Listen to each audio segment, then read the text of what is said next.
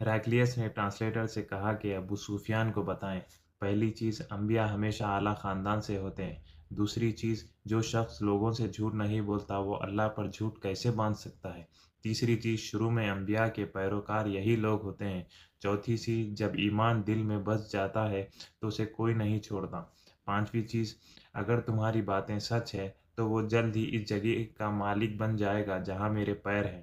میں جانتا تھا کہ ایک نبی آنے والا ہے، پر یہ نہیں جانتا تھا کہ وہ تم میں سے ہوگا۔ اگر میں یہاں تک پہنچ سکتا تو ان سے ملنے ضرور جاتا اور ان کے پاؤں دھوتا۔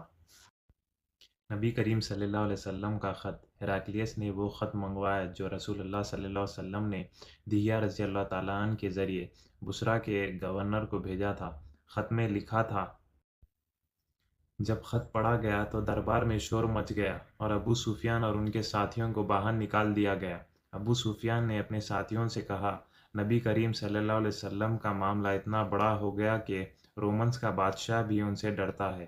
ابو سفیان کہتے ہیں کہ تب سے مجھے یقین ہو گیا کہ نبی کریم صلی اللہ علیہ وسلم غالب ہو کر رہیں گے، یہاں تک کہ اللہ نے مجھے اسلام کی ہدایت دے دی۔